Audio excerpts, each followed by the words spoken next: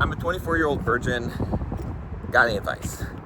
I got this comment on a different channel of mine, and I thought I would give you some advice.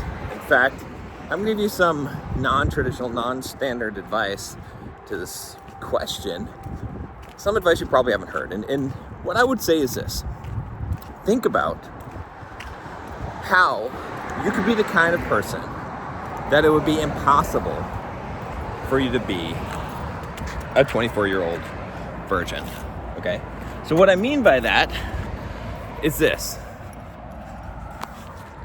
What kind of person, what kind of man would you have to be in order for it to be ridiculous, to be there's no way that this guy could be a virgin? Okay, now, most likely, this is gonna involve quite a few different things, right? But I just want you to meditate on that idea. I want you to think about what would you have to be, what would it take for you to be a kind of guy that if someone looked at you, they're like, there's no way this guy is a virgin. Think about that, okay? And I want you to try and become that guy. Not just try, I want you to become that guy. I want you to do the things, act like that guy, be that guy, right? So there's a few things I would think about if I'm like, okay, there's no way this guy could be a virgin. So one would be obviously getting your physique on point, right? I would say, hey, if you got six-pack abs, you know, you're taking care of yourself, you're not overweight, you're athletic, you're looking good, okay. Next thing I would say, right? And that's not the most critical thing, but that's one of the things. I'd say, okay, maybe this guy, he has a pretty good social life, right? He goes to maybe some classes, maybe he's doing some yoga or some kickboxing classes, some kind of co-ed activities where there's men and women together, right? So maybe he's participating in some kind of volleyball sports team, something like that, right? So he's got a social life. The next thing I would say is that he's outgoing.